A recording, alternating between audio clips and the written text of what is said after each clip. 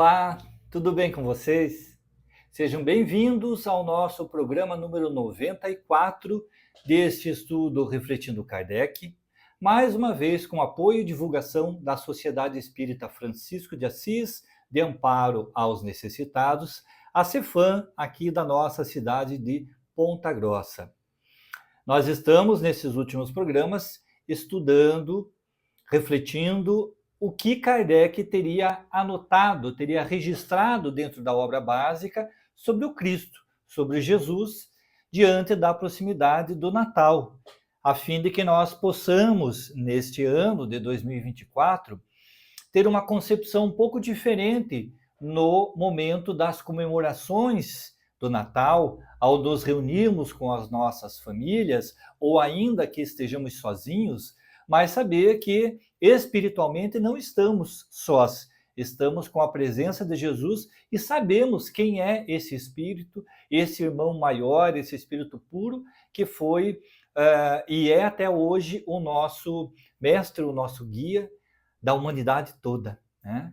Então, no livro A Gênese, aqui no capítulo 15, no item Os Milagres do Evangelho, Kardec fará uma pequena anotação sobre o título Superioridade da Natureza de Jesus.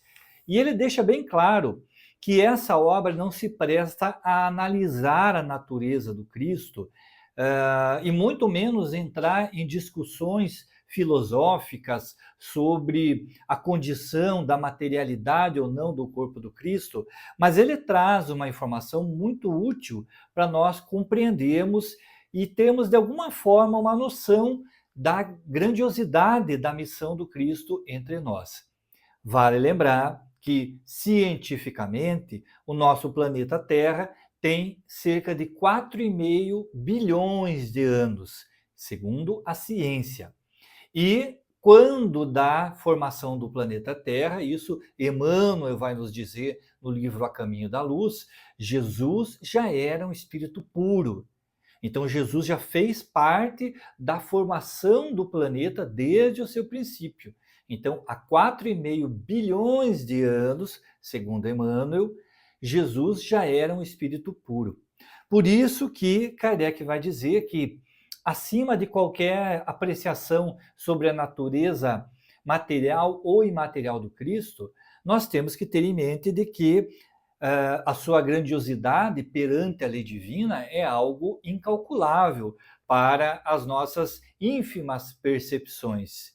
De alguma forma, vai dizer Kardec, foi confiado ao Cristo uma missão divina, a de vir entre os homens, trazer, exemplificar e orientar toda a humanidade desde a sua chegada entre nós, há mais de 2.000 anos, e até agora a todos nós que seguimos o cristianismo. Mas, especificamente com relação ao corpo físico de Jesus, Kardec não se omite e traz aqui uma opinião claramente abalizada por conta de tudo o que ele recebeu de informação dos espíritos, né? E ele vai dizer assim: como homem, tinha a organização dos seres carnais, porém, como espírito puro, desprendido da matéria, havia de viver mais da vida espiritual do que da vida carnal, de cujas fraquezas não era passível. A sua superioridade com relação aos homens não deriva das qualidades particulares do seu corpo, mas da do seu espírito, que dominava de modo absoluto a matéria, e da do seu perispírito, tirado da parte mais quintessenciada dos fluidos terrestres. Sua alma, provavelmente, não se achava presa ao corpo, senão pelos laços estritamente indispensáveis. Constantemente desprendida, ela de certo lhe dava dupla vista, não só permanente, como de excepcional penetração, e superior de muito a que de ordinário possuem os homens comuns. O mesmo havia de dar-se nele com relação a todos os fenômenos que dependem dos fluidos perispirituais ou psíquicos. A qualidade desses fluidos lhe conferia imensa força magnética, secundada pelo incessante desejo de fazer o bem.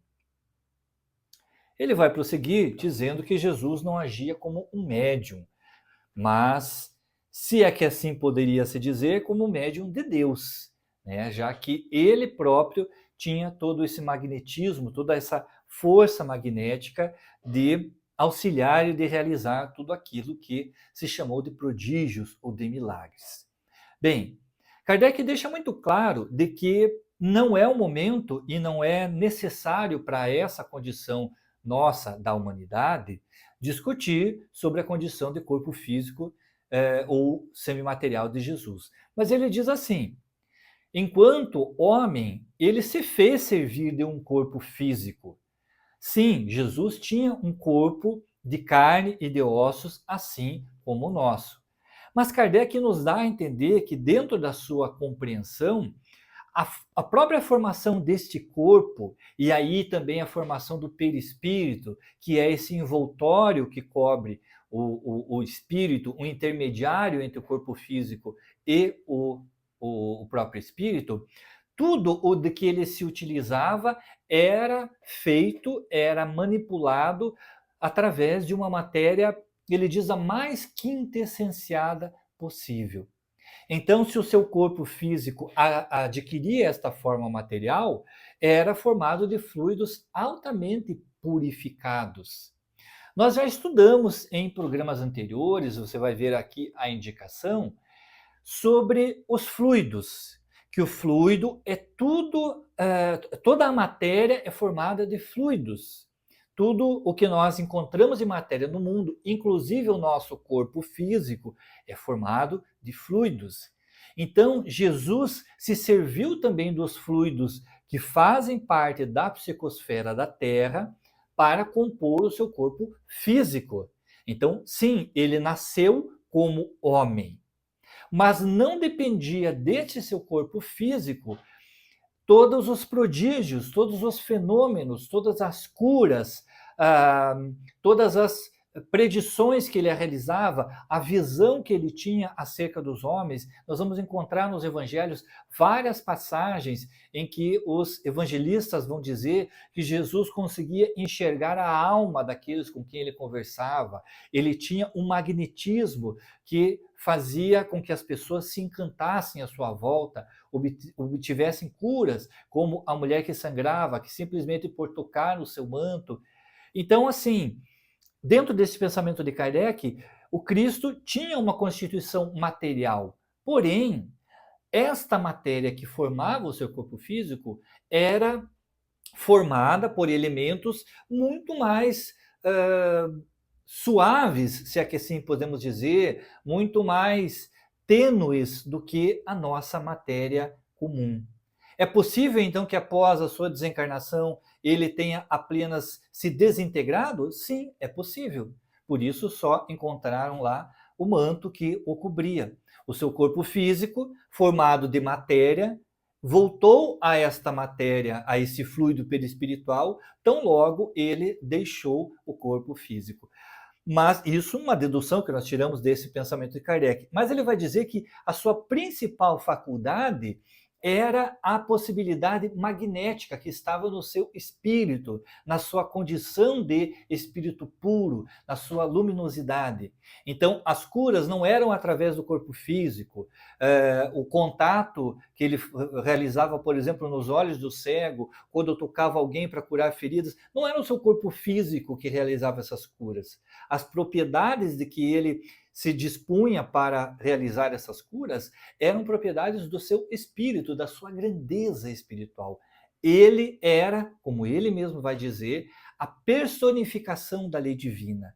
Deus estava presente nele através da sua luz, através da sua pureza.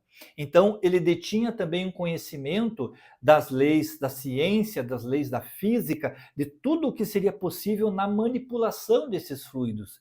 Por isso ele consegue transformar água em vinho, consegue a multiplicação de pães, enfim, qualquer fenômeno que se queira explicar por essa condição, e aqui não é o caso de nós entrarmos na explicação desses fenômenos, Kardec deixa claro isso, mas quaisquer deles que se queira explicar, pode ser compreendido através dessa grandiosidade do Cristo, do seu magnetismo, da sua possibilidade fluídica, de uma forma que nós não temos sequer a condição de compreender. Então, resumindo o pensamento de Kardec nesse sentido, Jesus possuía um corpo físico formado por uma matéria espiritual muito mais tênue do que nós conhecemos, e a sua grande faculdade, a sua grande possibilidade estava no seu espírito, no perispírito que ele se revestiu para estar entre nós. Então, vejamos que é muito maior do que o sacrifício na cruz, que para nós parece algo doloroso, foi a encarnação do Cristo entre nós. Ele já é um espírito puro, ter que tomar dessa matéria pesada que nós temos, caminhar pelo solo, se alimentar como nós nos alimentamos, levar uma vida de homem comum, tendo toda essa grandiosidade. Por isso a nossa gratidão, por isso o nosso pensamento precisa ser elevado ao Cristo como forma de gratidão por tudo que ele fez e faz por nós até hoje. Outra questão que gera bastante debate e discussão, e que Kardec não vai se furtar a também comentar, é sobre a possibilidade do Cristo ter irmãos. Em algumas passagens do Evangelho, dos nossos evangelhos conhecidos, há citações de que Jesus tinha irmãos. Então, Kardec, quando vai tratar o Evangelho segundo o Espiritismo sobre a família, sobre o ponto de vista espiritual, ele entra nesse propósito. Será que Jesus efetivamente tinha irmãos de carne? Ou ele chamava de irmãos todos aqueles que seguiam o seu propósito, as suas leis? Aguardo vocês na próxima semana para continuarmos refletindo Kardec, refletindo o pensamento de Allan Kardec sobre o Cristo, sobre Jesus, sobre o nosso Mestre, e que a quem eu peço que ilumine o seu lar, a sua semana, lhe traga muita luz, muita paz, para nos encontrarmos aqui na próxima sexta-feira. Tchau!